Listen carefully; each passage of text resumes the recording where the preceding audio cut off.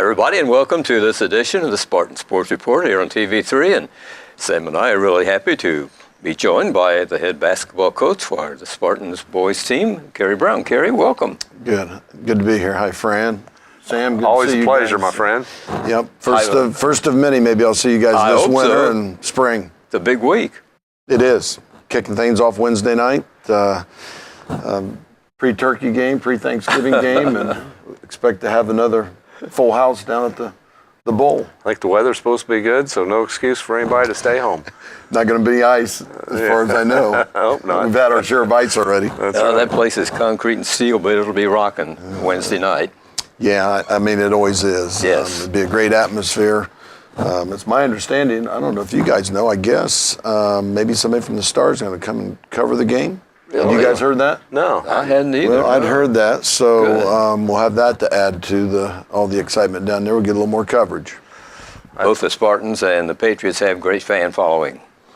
Yeah, I mean, the 9 previous years that I've been involved with it, just, the whole town of Liberty turns out. Of course, we've had such great support here, so I would expect nothing less. Sure. Well, and talk about the Spartan boys in detail a little bit later, but Lady Spartans, a big weekend. Sure was. Sam? Sure was. Back-to-back wins. Yes. And a nice win on the road at Centerville, and then we knew it would be tough at the bowl against Anderson. Anderson's Absolutely. always good. Quick kids, very athletic, and Lady Spartans had control of that game. And it never was a big lead, but able to close that one out with a 2-point victory. And 46-44, was that it? I think so, yeah. Okay, yeah. It was 64-45 the night before, and shot the ball well. Limited turnovers. Only had 10 turnovers at Centerville. 5 in the second half, and those came late in the fourth quarter. So 10 turnovers in a girls' game is just phenomenal. Yes. And then they came back on Saturday night, and as I recall, had 15, which is still very good, and shot the ball very well. I think they were 47% on Friday night and maybe 46% on Saturday night, which there again, that I don't know the last time they shot that kind of percentage. Yes. And they've been successful over the years. They shoot in the mid-30s, so you get up close to 50%. They're doing well. So it was good for the girls. You could see it in the face how happy they were, but how determined they were as well. So. Good. I'm sure Coach Thompson was a happy camper. He was elated, yes. He sure was. So yeah, they congratulations to him. Had a tough 3 ball games early in the season. They have, and the competition's been tough. Yes. But to bounce back and after losing those first 3 and bounce back and win 2, I think the win on the road at Centerville, not quite the competition we had on Saturday night against Anderson, but gave them the confidence and showed them that they could win and the ball would go in the hoop. So they came back to the friendly confines of Spartan Bowl and had a nice crowd on hand, and I think that helped push them. They have a pretty good vacation coming up here. They don't play again until a week from Wednesday, Union County. Right. They had 11 days off in their schedule. So sometimes, I talked to Michael about that a little bit, sometimes that can be good. Yes. Sometimes it's not good because if you just come off 2 wins, you might want to get right back at it. That's right. You know how that is, Kerry. Well, it's a long season, and you need to take your breaks when you can get them.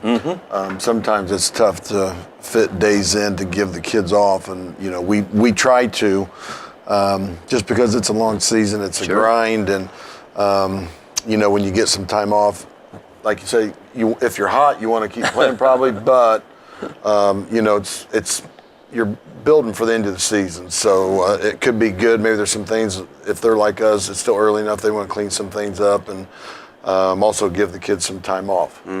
They had Thursday off, and because of the ice, and Coach Thompson didn't know how that would affect them, but it must have worked. So, but Friday night, 4 girls in double figures, another one right there, I think, with 9 points, and then came back Saturday night and 2 or 3 in double figures then, as I recall. So balanced attack. Congratulations to the Lady Spartans. They're doing well right now. Yes, they are. Sports this week at CHS. Monday, both the boys and girls freshman basketball teams are playing at Greensburg. These are the opening games of the season. And coming up a little bit later on this week, the Spartans on Tuesday, the wrestling team will be meeting Knightstown at Union County and Union County at the CHS gym. On Wednesday, the Spartans basketball, of course, as the Spartans open the season with Union County at Spartan Bowl. Saturday, the wrestling team goes to Fort Wayne Homestead and the Spartans play at Delta in Muncie. The middle school, we might talk about that. It's a brief schedule this week, being the holiday. Boys basketball, the red team at Greensburg Monday, and the white team plays at Franklin County on Tuesday. We might look at some of the area girls basketball records. Of course, the Spartans play all these teams with the exception of Cambridge City. Centerville is 1-5 after losing to the Lady Spartans Friday, and the Lady Bulldogs lost 62-58 in overtime to Knightstown, and they play Tuesday at Cambridge City. Cambridge City is 3-1. They lost at Shenandoah 57-45. They're home with Centerville Tuesday. Union County 5-0, won over Franklin County 31-26.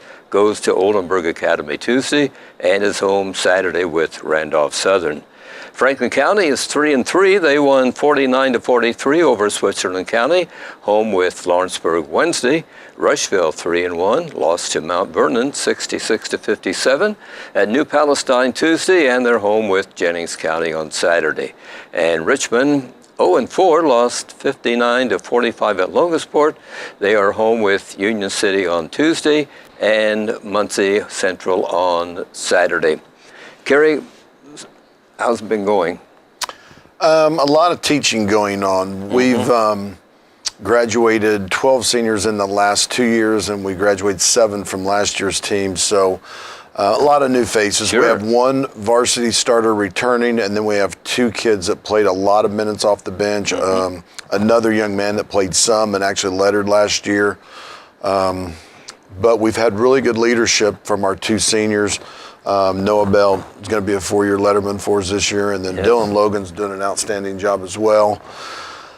We fill in with a big junior class behind them, and then we're looking at a couple of sophomores to possibly earn some time on the varsity as well. But just a lot of teaching, and even though these kids have been in the program, they've been playing at a different level, and then trying to mix kids from the freshman team, the JV team, and some what few holdovers we have. And then I guess the other part of that is probably I'm spoiled as a coach, and that we've had so many returning veterans the last couple years that they knew what was going on, and probably they were good leaders, and they helped us communicate that with the other kids. And now there's just not the numbers of returning veterans that we've had the last 2 to 3 years. Yes. So I don't want to say we're starting over. That's not the case, but just some unfamiliarity, and then just new roles. I mean, you may have been a scorer on the JV team last year, and this year we may be looking at you to be more of a screener, rebounder, playing a different role, so to speak, or kids' skills have changed. And maybe someone that wasn't a scorer on the JV team is now being looked at to score more on the varsity. Usually that doesn't happen that way. Usually if you've been a scorer or shooter, but it has. And just like in our scrimmage the other day, Dylan made 2 3-pointers. And I wouldn't say that Dylan was ever known as a shooter in the past, but he's got confidence. He had a really good summer off season for us, and he's playing with a lot of confidence right now, and he knocked those shots down Saturday. Does the type of players you have dictate the type of game you'll play? I would like to say yes, but I also, and this is one of the things that we're wrestling with this off season, and what I've wrestled with, probably nobody else but me, thought about changing some things. But the other side of the coin is we've had a lot of success at doing things the way we've been doing them.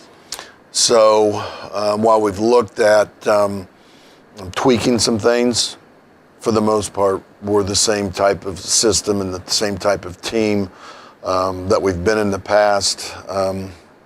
I hate to go away from something if it's been working. So Offensively, defensively, I think we're going to be really similar and close to what we've been in the past. You know, are there some tweaks, hopefully, to tailor what we're doing to our personnel? Yeah, I hope we're good enough and smart enough coaches that we're going to do that, but just to overhaul something. And the example I would give you, do we become a zone team because we've got our 6'7" guy and we want to keep him in by the basket all the time? Whereas last year he did play off the bench, but most of the time our tallest guy on the floor was 6'2", and everybody was similar. So, you know, that was one of the things I was contemplating and wrestling with in the off season, and you know, we've worked a little bit both ways. With him standing by the basket and with him playing in our normal defense that we've played. So we'll see. There'll be some trial and experiment, and we'll figure out the best way to get it done by the end of the season when we want to be playing our best. Well, these youngsters know the system, though. I mean, from elementary up through middle school. Well, it switches a little bit, just like our varsity switches a lot of on defense. We switch a lot of things defensively. We don't start doing that until they're. If our 8th grade can handle it, they might do some on some of the easier screens that we would switch by freshman year. Then hopefully they're doing a little bit more. And then by the time they get to the JV, we would expect them to play like because they practice with the varsity. Yes, we would expect them to, you know, be on par with what the varsity's doing. But that would be an example. And then obviously even with the offense, it's pretty simple what we do, but it's even simpler at the lower levels. So we build and add to it as the kids get a better foundation and a better background. Offensively, we've had the luxury the last few years of being pretty explosive. When you think about Grant and Garrett and, able to get the breakaway and go in and dunk it. With them gone, what do you see offensively? Well, you know, life after having 2 kids that played the guard position and handled the ball, and both are playing scholarship basketball at 2 really good NAIA schools, is going to be different. So instead of having one of them bring the ball down, and when they were playing together, you know, they could take turns, and we were pretty comfortable. I think we're probably going to be more of a team by committee as far as handling the ball. You know, that's not Noah's natural position, but he's probably going to play some point. Clay's going to get a look at it. He's a junior. Jonah Graham's probably going to play some point. And that's probably not his natural position either. I mean, he's more of a shooter. Yes. But those 3 guys I would see handling the ball or playing on the point the majority of the time. But I think our 3s and our 4s and even our 5s have to help us if we're being pressed to get the ball down the floor and beat the pressure. It doesn't have to be just one guy, whereas, you know, you gave the ball to Garrett or Grant sometimes and you said, just dribble through it. You know, that was pretty simple. And shows why they're on top-ranked teams in the NAIA, because they were able to do that. And Grant, a national champion last year. Well, and they started out this year ranked number 1 and number 2 in NAIA Division II, and IU East won again. Last year it was Charles representing IU East against Grant and Indiana Wesleyan, and it was a close game last year. This year IU East wins again. And they're ranked number 1 and number 2 in the nation. So, very highly respected programs. And we've got kids that are not just on the team. Grant was the 6th man last year, he's starting this year. And Garrett was one of the first subs off the bench. And because of some injuries, he's now starting over at IU East. Not surprising. No. To those of us that have followed him. No, 2 kids that have done well and represented us. Absolutely. And made things a lot of fun around here. Sure did. Along with their teammates. Yeah, it's great to hear. And they would tell you that too. I know. They would tell you that about their teammates as well. When the PA guy says Garrett Silcott, Connersville, Indiana, Grant Smith, Connersville, Indiana, it makes you feel good. It does. It does. Yeah, it sure does.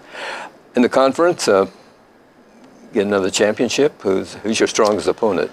Yeah, I would say that my goal and our team goal would be to win conference again. I would say Greensburg's probably the favorite going in because they return everybody, and I think they had a kid move in from one of the county schools that's supposed to be a bigger kid, I don't know, 6'3", 6'4", whatever. So I would say that they would be probably the favorite. And then, you know, Rushville I thought was going to be really good, and I'm not sure that they've got all their pieces. Their big 6'7" kid who had a double-double against Greensburg last year, I think moved back to Floyd County. And then one of their, if not their best athlete, got hurt there at the end of the football season. And I'm not sure about his status. I talked to his dad, and Cameron Craig had shoulder surgery, Yeah. so he did have surgery. He's done, Okay. and he tried. Before he had shoulder surgery, hard to say. He went in and worked out a little bit with Coach Laker, and he just couldn't go. And I think that was to put him on track to go play football at the University of Indianapolis or wherever he ends up getting a scholarship to. So he was a really fantastic athlete. East Central's, I think, good. I think they had a good summer. Batesville's always strong. Lawrenceburg's got a really good player down there, and the Yoon kid, and a little brother that's supposed to be really good as well. South Dearborn's beat us since I've been here. And then Franklin County gives us fits, so it'll be a dogfight. If you ask who the favorite is, I think to begin the season, I think everybody's consensus would be Greensburg. Okay, yeah. And that's probably no surprise because they've been right there with us the last several years. Yeah, I mean, they also have been a tough out for us. The games we've lost, Batesville got us at third place, and then Rushville got us here a couple years ago. But the Greensburg games have been, even when they were really good winning the state championship, I thought we competed with them really well. Yes. And, it's been a good rivalry, a great game. Every time. It's a great season. We've got some great opponents, and you like to play strong teams because, as you keep saying, the season is just a practice up to the tournament. Well, we hope our regular season prepares us for the tournament. Right. Last year we didn't get it done after winning back-to-back sectionals. We got beat in the semis last year by a very good athletic Mount Vernon team, and then New Powell returns a lot in the sectional. Richmond's going to be a lot better. So if we don't play teams during the regular season that are going to help prepare us, I think when we get to that level, it's hard to compete. And then if you are fortunate enough to win your sectional and go to the regional, many times the teams that are competing for the state championship, Warren Central, Ben Davis, are who we have to face in the regional, and they're the teams that are right there competing year in, year out for state championships. Well, you've got two Indianapolis teams on your schedule this year. It did change. We dropped Centerville and Indianapolis Manual, and we picked up North Central and Lawrence North, and that's going to be two huge challenges for us. But, again, it's not about winning in. You want to win, but if you can learn along the way and find out what you have to do to get better to compete against that type of competition in February and March at the tournament, I think those types of games will help prepare us for that. Yes. Let's talk about the schedule here. In addition to the Spartans' 2 games, and you guys can comment on this as we go along if you like, in addition to the Spartans' 2 games that they are playing this weekend at Delta on Saturday after the home opener on Wednesday night. It will be playing at Rushville a week from Friday on the 30th. So that'll be the first conference game. Yep, and that's a tough place to play. Again, we've lost 2 games in the last 3 years, and they were one of the teams to get us. So they always get up for Connersville, and I think hopefully Connersville gets up for Rushville. And then we back that up with, it's a tough weekend, Shelbyville the next night, and they've been really, really talented. Yeah, they've graduated a few kids, but they've got a couple of them still around there. The Coon boy, I think, is committed to go play maybe at the Army. Okay, great. Yeah, on December 1st, that Friday, you'll be playing at Shelbyville. On Saturday, December the 8th, the Spartans return to Spartan Bowl, meeting Pendleton Heights. Another sectional opponent. That's right. They're always tough. Yeah, they always play a tough game. South Dearborn comes to the Bowl as part of the varsity boys-girls doubleheader on the 14th. The girls' game will be beginning at 6, and the boys' game with the Knights follows. On the next night, December the 15th, the boys travel to Richmond. On December 18th, a Tuesday, the Spartans go to Greenfield Central. On December the 27th, 28th, and 29th, Connersville is in the wedding tournament at Richmond. And the Spartans' first game will be Thursday the 27th, meeting South Bend Adams at 1 o'clock in the afternoon. South Bend. Sam, has Connersville and South Bend Adams ever hooked up on the hardwood? Not that I don't think recall, we've ever but I played a think South Bend team to my I knowledge. think it's a good thing, though, to see somebody from another part of the state, maybe a different style of ball we're used to seeing. They've been over there the last year or two. You probably remember LaFonso Ellis played at Notre Dame in the NBA. His son was actually there 2 years ago. Then last year, they were a good team, but I think he had transferred. So they've had some good, talented players there. And I remember back in the old days, South Bend Adams was probably the premier school in South Bend at one time. And then if we're fortunate enough to beat them, I think we've got people like, Zionsville and Bloomington South on our side, if we were fortunate enough to stay in the winner's bracket. And if not, we're going to face some really good competition in the loser's bracket. But a lot of good basketball, and tell our viewers here that KMEX will be covering those games. We haven't done that in the past, but whenever the Spartans are playing in Richmond, we will be there with you. Good. Good. That sounds good. The January games begin on Friday the 4th at Greensburg. The next night, Newcastle's Trojans visit Spartan Bowl. That'll be Saturday, January the 12th. The Spartans play at Muncie Central. Saturday the 19th, Batesville visits Spartan Bowl. Friday, January the 25th, the game is at Fortville meeting Mount Vernon. Saturday, January the 26th, Indianapolis North Central meets the Spartans at Spartan Bowl, and Saturday, February the 2nd, Indianapolis Lawrence North comes to the bowl for an afternoon game at 1:30. Is that because of the girls in action at night, or? I'm not sure if that's the regional sectional championship weekend or if it's that date is still like when it used to be in the old days, and they're still playing in the afternoon. I can't remember, but it is a afternoon start. I think it's because of girls sectional, I believe, because we used to play Hagerstown in the afternoon. And then with Centerville. At that same time, then it was so Centerville. It probably is. Yeah, I think it's connected with the girls' tournament. Thursday, February the 7th, East Central comes to Connersville, and 2 days later on Saturday, New Palestine comes to Spartan Bowl. Friday, February the 15th, the game is at Franklin County. Then the next night, Lawrenceburg comes to Connersville. The regular season closes with a game at Northeastern on February the 19th. That's a Tuesday, and the sectional at Richmond opens on Tuesday, February the 26th, continues March 1st and 2nd. That Northeastern game's always a tough one. That last regular season game, it seems, especially at their place. Oh, yeah. It has been, and they gave us fits last year. They came in here last year, and I thought, they'd be down a little bit because they've graduated some really good players. But Coach Ross does a good job, and it was a tight game through 3 quarters, et cetera, and we spurted out there at the end. But, I think it's a game that they like and want to continue playing, and they've beat us. So it's been a game on our schedule that has helped prepare us as well. As you look at our schedule, I think it's just one that'll help get us ready for terrific the sectional and beyond, I hope. We talked a little bit about players. Your coaching staff, been some changes there. You have a new JV coach?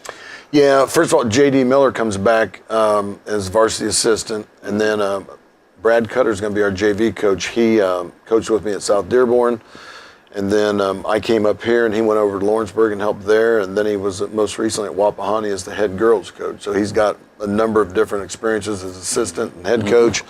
He's young. He played in college year, maybe 2, down at Thomas More, and then we hired him in the off season this summer, and he's an elementary ed teacher at, I think, Maplewood. I'm not quite sure about that, but he's doing a real good job for us. Chris Bottomley has transitioned from the JV position to the volunteer assistant coach position, and he'll help both the JV and the varsity.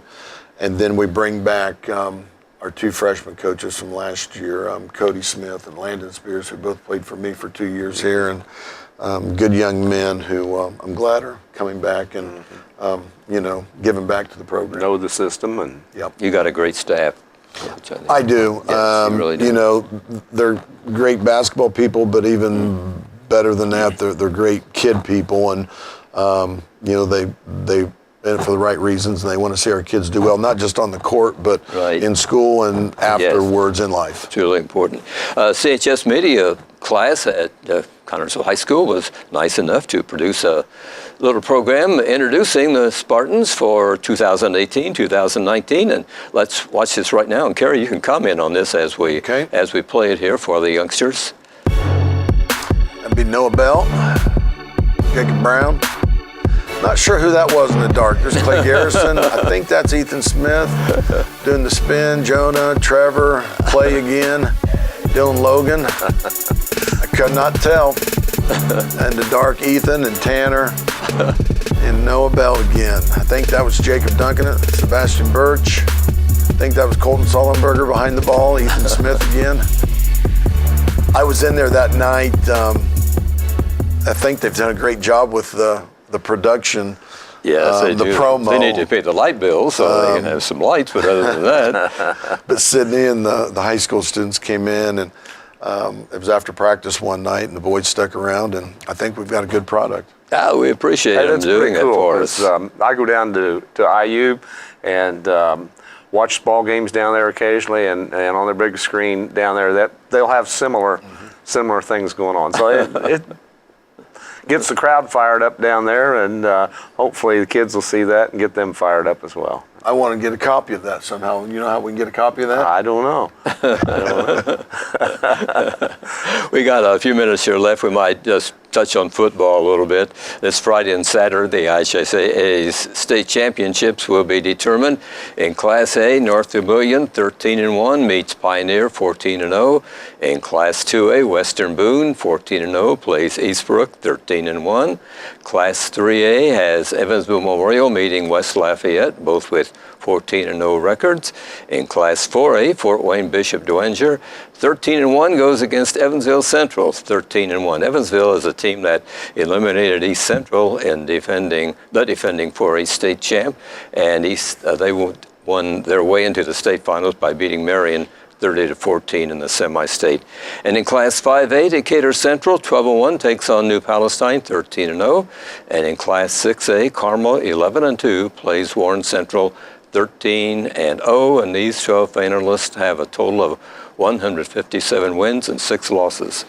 The Pioneer team is really close to where I grew up at, and Okay. they were just starting their program, and we were pretty good in football, and we put it on them pretty good there for a while, but they certainly have got things turned around. I'm talking about that was a long time ago, like back 1980, 81, but they've been really good for some time now. Well, we wish all the teams the best of luck. And is our athletic director, has he been assigned to go up there and hand out some trophies or anything? Do you know? I saw him earlier today. We were at the bowl Yeah. checking some phone lines, Okay. and he's going to spend 3 days up there because Okay. he's got Friday He's and got Saturday, this big job. IHSAA, and then Colts game on Saturday or on Sunday. That's athletic director of CHS, and he's on the IHSA board, so He's on the go a lot. He's got a lot going on. a lot of irons in the fire. Yeah.